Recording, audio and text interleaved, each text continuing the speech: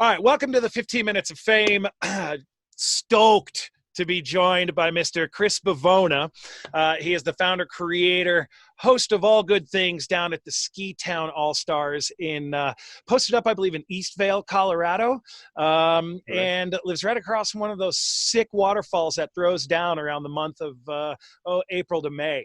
So, Mr. Chris Bavona, I only know that much about you. Tell the world about who the hell you are. My name is Chris Bavona. I am originally from the Garden State, which is, New Jersey. Grew up ski racing there. Went to school in upstate New York, and then finally made my way to Colorado about 7 years ago. Started Ski Town All-Stars kind of as a joke. About 2.5 years ago, I was repping in the industry for a bunch of brands. Out of the blue, my buddy was like, "Hey, you want to help me ski rep?" And I'm like, "What's that?" And like before I knew it, I had my own lines. I was repping some Faction outerwear, Mons Royale merino wool, and so kind of got thrown into the ski industry. Which kind of as a kid, you're like, you think of the reps as gods. So it was super cool because I've never worked in a shop. So basically, started Ski Town All Stars. As a joke, and then, used all my connections with all the retailers. The original conversation I would have with retailers would be, "Hey, I've got this new line." And they'd be like, "What are you selling now?" Because we're always pioneering new lines. And I'd be like, "Have you heard of this Ski Town All-Stars company?" They're like, "Yeah, I've seen it around." And I'm like, "Well, I started it myself." And then instantaneously the conversation went in a totally different direction, with a lot of buyers. And that's, why we're in, Gorsuch, Christie's, Craniology, Mountain Outfitters, stores on the East Coast, Kittery Trading Post. That's so like the organic way. You did it organically. It just happened. Yeah, that's the best way. Yeah. So it was kind of cool. And obviously we've been very, social media has been huge for us. I'm an ambassador, not an athlete, which is something that I support ski for a bunch of brands that, I don't get paid. I'm not an athlete because that whole thing drives me crazy. Yeah, but I've seen you ski on your Instagram. You're kind of sick. No, I can ski, but I'm not, I'm not hucking 200-foot cliffs. No, and you're not, and that's okay. But now that we have this voice, we can put out, the different, help the different brands. I mean, obviously some of the brands don't need help, but every little bit helps. And as a result, I get, they send me whatever I want. Right. So it's been, and I kind of leveraged it with with the Ski Town All-Stars. I'm real, I'm authentic. I'm not, I'm from New Jersey, which isn't that cool, but I can ski. So, it kind of balances out, huh? Yeah. I think what's awesome is how your company has grown organically. You're current all the time, like your funny little hat with the got toilet paper the other day. I mean, like how many thousands of those have you not already sold, right? Like those things have got to be flying because people are like, hey man, there's got to be a comedy in life still, even though it's a bit serious. And that's, I guess the big question here is, how with coronavirus, how has that affected your company? Are you excelling, or are you at the stat quo from like nothing ever happened? Or is it close the doors, we'll see you in a month? Yeah, so it's been tough. I have, there's 2 full-time guys. I've kept my guy, Chris. We call him the CSO, the Chief Snowboarding Officer. He's still working every day. I had to lay off all my part-time guys. Excuse me. So that was a super bummer, but also, they all had symptoms early on. So we were like, go home, don't come back, which is unfortunate.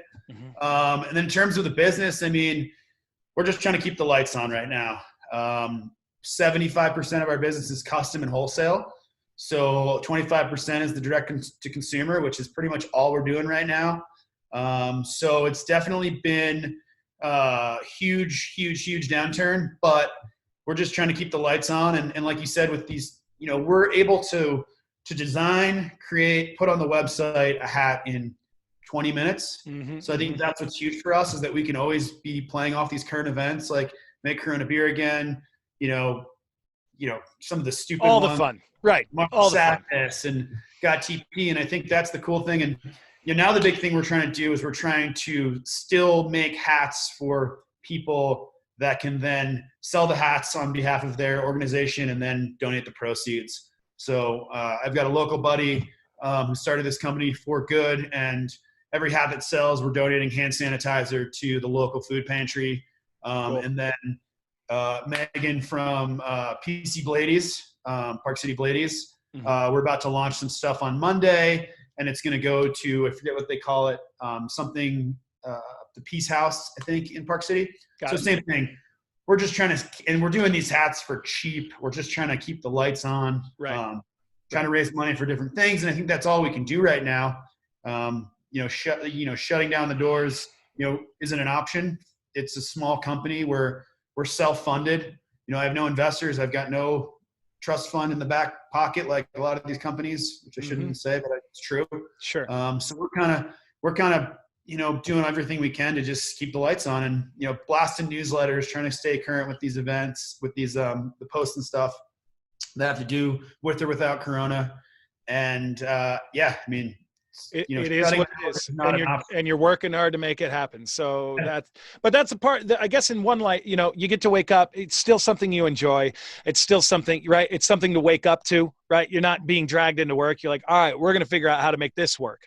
Yeah, but I want to fast forward on that one right there, if I might, because prior to this conversation, as we recorded, you hit on something that, with the amount of time we have to talk about it, I wanted to start that conversation now. Is you're obviously integrated. You've been a rep. You know everybody. You walk to the bar, you know somebody. You walk in that store, you know somebody. You are going from East Vale to West Vale, from East Denver to Grand Junction, from New Jersey to California. You're touching a lot of lives. And literally, I use the word touching because right now, somewhere along the line, you believe you actually contracted the coronavirus as it is right now, and you have lived through the symptoms the past week. And what I want to ask is, how is that treating you? How, we spoke a little bit about it. It seems like you got sick. You could have had it. You could have not had it. It could have been another version. It could have been that version, whatever, it happened. And how does that relate to your personal views about how things are happening around you, because it hit your front doorstep? Yeah, I mean, I've been 2-3 weeks now. I've taken this very seriously. I haven't skied. I've avoided the Vail Village. I've been very vocal on Ski Town about it, about people staying home, about people, not going out in these big groups and posting about it. I had all the symptoms. My neighbor's an ER doctor, and I texted him, this is what I got. And he goes, safe to say you have it. He's like, we can't test you, but you just have to assume you have it. So, so I've had to avoid going to the office for a while now. So it's been tough, but like I said, I've had people hit us up on social media in Italy, and they're like, how are you guys not taking this more seriously? And this was 2.5 weeks ago. And the same girl hit me up, and she's like, you're still not taking this seriously in the US. She's like, what the heck? And so, you just look at it shocks me that people don't, every morning I Google, Italy death tolls, and you go from 700 a day to 700 to 900 to 20 doctors having died already of this disease. And the fact that in the US and especially in Vail, we've taken this so nonchalant, like with confirmed cases at restaurants and bars.